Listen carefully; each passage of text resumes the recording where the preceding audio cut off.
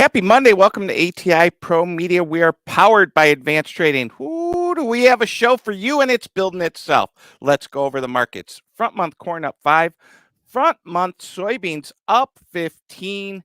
Wheat went from down 20 in some cases to actually up on the day. Casey wheat up 1. It was down 20 last night. Seeing some pressure in the cattle and the feeders. Gold up $30. Hello. Gold's up $30. We're seeing that inflation trade ramp back up. A lot of things going on. Interest rates going up. You'd go up too if you're an interest rate with gold up 30 and all these commodities moving up. Stock market hanging in there. It's still got some follow through from Friday's unemployment and Apple's good news. We got an action-packed show. If you didn't have a chance to join us last night, Brady Huck and I went for an hour and 15 minutes and just broke it all down, took questions, talked about the premium video. If you watch this premium video, you'd have an understanding that South American weather is trumping U.S. weather. Let's bring him in. Connor B. He was the host of Friday's premium content. Ooh, did we give people a little heads up on that? And corn was down 5 last night. It's now up 5.5. Beans were down. Wheat was down. Does South American weather trump American weather? Connor B., welcome to the show. Hey, good morning. Happy Monday.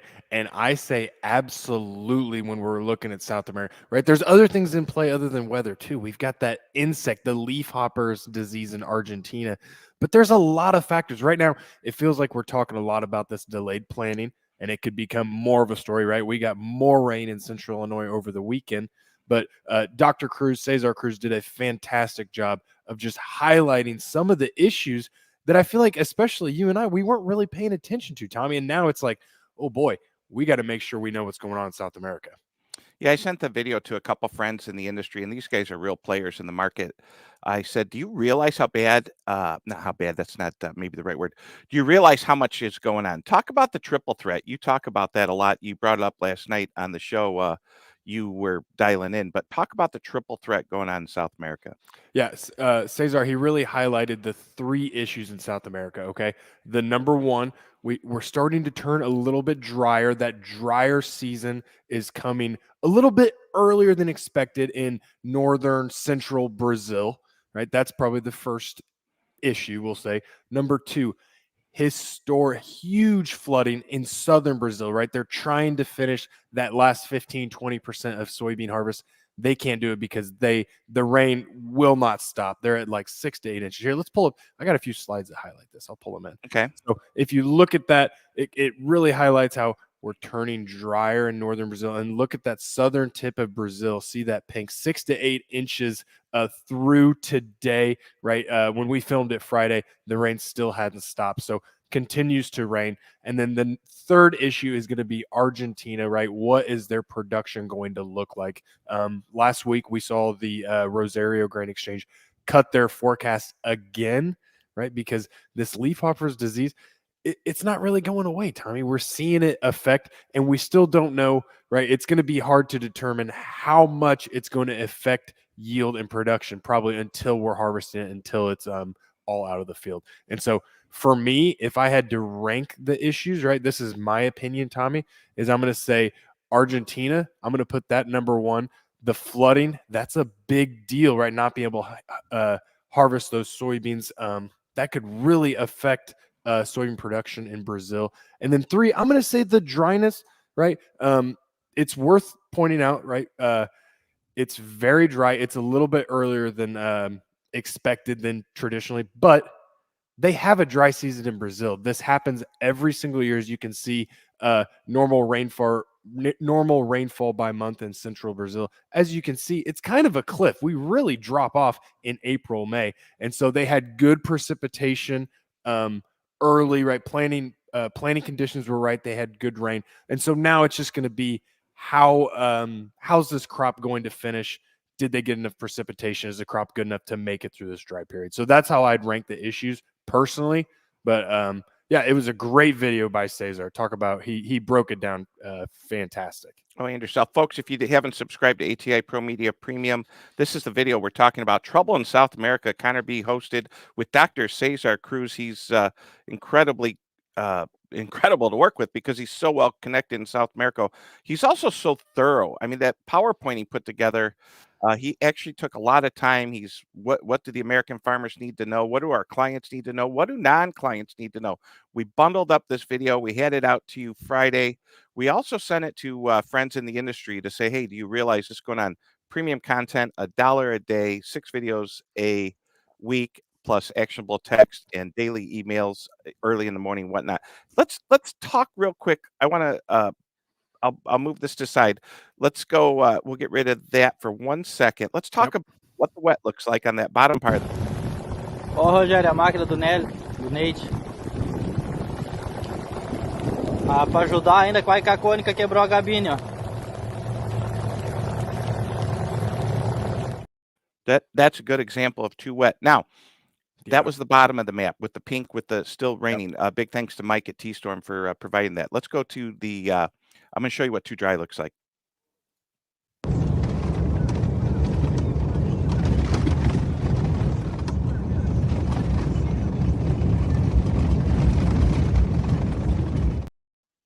So when we say South American weather trumps U.S. weather, we have our own problems in the U.S. too. We're not out of the woods yet. I understand you did a really nice. We sent an email to other coworkers at Advanced Trading. You want to break down what we have there, sir? Yeah, I just here at Advanced Trading, we've got brokers all over the Midwest, all over the country, really. And so I just sent an email and said, hey, give us a 1 to 2 sentence update, right? In your back door, what are your clients seeing? And so then we'll talk about it on the show, right? It's our way of maybe showing how planning progress is, right? We'll have those numbers out at 3:00, but let's see what different brokers in different areas are saying too. And so some of them, I said 1 to 2 sentences, but of course, the people we work with are so smart. Sometimes they give a little bit more. So here, I'll pull them up. And so feel free to read them. But we got Tony Dunker, Western Illinois, right? It seems like I'm not going to read all of that, but it highlights they've made good progress in Western Illinois, right? Very different from really what I'm seeing in Central Illinois. She says south of Quincy, lots of fields done and up. And if they miss the rain today, tomorrow, they'll be good to go. So good to see Western Illinois is making great progress. And then other one, Justin Ader in Michigan, not a whole lot being done in his part, but Central Michigan looks like they're making decent progress. So good to see. Matt Buckingham, Minnesota, right? Minnesota, 85% planted on corn. Great to see. 30% planted on beans. South Dakota, Eastern South Dakota, 75%. And then he says Central South Dakota is behind, very little planted. Wisconsin, Eastern Wisconsin, one guy's 100% planted. Wrapping it up, Tom Berry, south of Muncie, 40% corn, 30% beans. And then right around Muncie, Indiana, which is Muncie's Central Indiana, Tommy? Yeah, Ball State, baby. Yeah. 50%, 50-50, about half done on both. And southern part of Michigan, 30% done on corn. So I had a little color for the North Dakota boys. All the sugar beets are in, a lot of the wheat's in, very little beans, very little corn. I think they started rolling last night and this morning again, probably hoping for some warmer temperatures, a little wind. And client in Central Indiana who thought he'd never ever farm again, started farming Saturday night. He's a little dramatic, but we love him. And you know what? I'd be dramatic too if I borrowed a couple $1 million and didn't have a crop in, right? It's hard. It's hard not to get emotional. Absolutely. It's hard not to love baseball. All right. What else do we have? Yeah. Other thing is we had commitment of traders report Friday. It didn't tell us anything, corn and soybean front. It didn't tell us anything we knew. Fronts covered slightly, right? It wasn't that dramatic, but I'll tell you what is. You want to talk about a wild ride is let's look at soybean meal, Tommy. We can go back to Ocnove.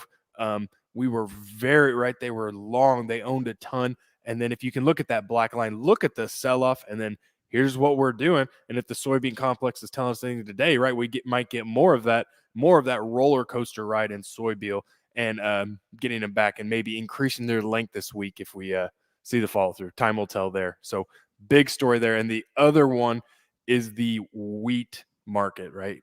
Big covering, looking at that, scared of the Russian drought, their weather issues, scared, not looking, our coworker Brady getting very little rain in Kansas, but the funds covered very aggressively covered their shorts in the wheat market. So those were the two out of the commitment of traders. Those are the two that really stood out to me, Tommy. I like it. I like it. So we have a perfect scenario. We have a problem happen somewhere else, which our farmers don't mind. We don't wish bad upon anyone, but if you want the market to rally, we knew we're going to have a problem. The problem is South America on the triple threat. Again, that premium video. If you need it, give us an email, info at ATI ProMedia. If you haven't subscribed already, we can give you that as a trial. Or give us a call, 1-855-737-FARM. Then we have our own problems here in the U.S. I do believe we'll get through it. I think I see some clearing in the weather. If it's happening to you, you think it's like it's a real big deal and you want to yell at us. We didn't make the weather, kind of like Billy Joel. We didn't start the fire. And it's interesting. Folks, if you're out there, you want to shoot us a comment, a text, a question, we'll try to get to them at the end. Hit us up over there. Real quick, let's go to the charts. Yesterday, these charts have changed tremendously since Brady Huck and I were talking about these last night, because the market's moving so much. It's just really neat to see. Look at us. This is D's Corn, and I got to change. Stand by. I got to change the. I was like, God, it's really above the 100. Let me move this to the 100. I'm going to make the green the 100 on the fly. All right, here we go. The green is now the 100. Let's look at the most active May contract, and the 100 was resistance, but I do believe we're popping through it. And folks, we are popping through that 100. Last night, if you were watching us live, corn was actually down 5 in May. Now it's actually up 6. What do you think of these when you start seeing these markets go above the 100? Will they stay above the 100? What should farmers be thinking? Yeah, I look, the markets are going to move. Corn and soybean, wheat markets are going to move very fast the next couple months in May, June, right? Seasonals, in hindsight, they always look like they're very easy to capitalize on. Sometimes we're in the middle of it, right? It's hard to pull the trigger. If we're not planting anything in our area, right, we're getting to prices that probably need to be executed on. And so that's my thinking when I look at that, is that, hey, this is good. We're seeing the rally. We're seeing the market do what it's supposed to, right? Increase the premium, right? Maybe we'll get some bigger short covering and see that. But I still look at this as opportunities to be taken advantage of, Tommy. Yeah, very interesting. Let's move it over to beans. Yeah. Front month July soybeans on fire here, folks. Soybeans are currently up 15 cents. Yeah, if you get a decent, depending on basis in your area, we're at $12 cash beans for old beans, Tommy. Yeah, I imagine a lot of folks are going to move them. It's going to be very hard to move them because they're busy farming, and that's what makes markets interesting, the timing of it all. Of course, the market wants your beans right when you are trying to go plant a crop in the mud. Interesting how they do that. Now, the crop that you haven't planted yet, that's interesting also. Nov 24. Crested or above $12, right? I believe you're not going to highlight this, but where's that gap on Nov 24? Is it in the 12? I have a daily continuation of a line, so I'm not going to see the gap. But let me go to a different form of a chart. Let me see if I can get a candlestick. Is this that gap you're talking about up here? Right there. Yep. What is that? 1240, 1242? Man, you are good looking and smart. Not a combination we see of an ag broadcaster too often. 1243. Oh, speaking of ag broadcasters, Don Wick asked us all to go apply to the National Association of Farm Broadcasters.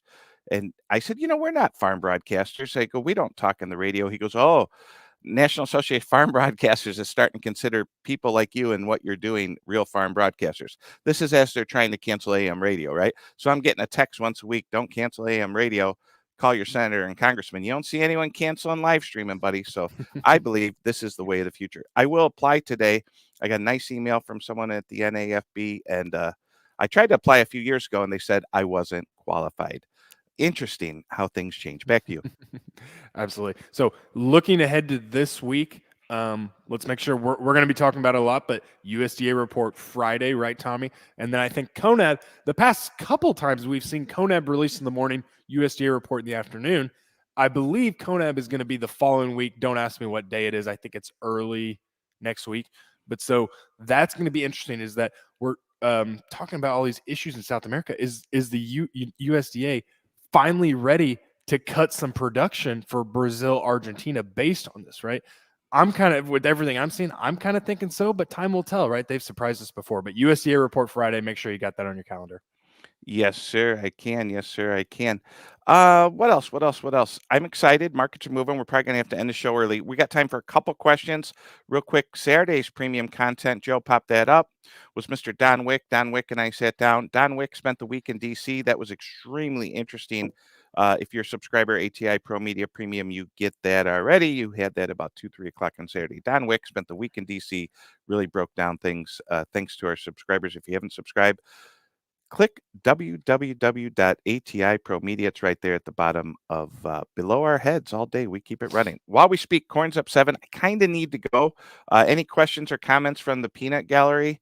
And yep, we don't need to go an hour like you and Brady. My gosh.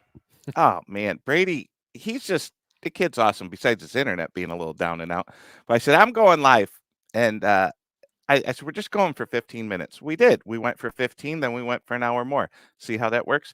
All right, everyone. Tommy Grisafi, Valparaiso, Indiana, Connor Bridgman, Assumption, Illinois. Markets are extremely we're not doing live streams, we're actually commodity brokers, registered Series 3, Series 30, advanced trading brokers. We got to go to work, buddy. I have people to call, phones blowing up. Action-packed show. Couldn't have done it without you. Big thanks to Brady Huck for jumping on last night. We had 750 people watching us live. Awesome. I just really think that's really incredible what this streaming thing's become. Everyone, have a great day.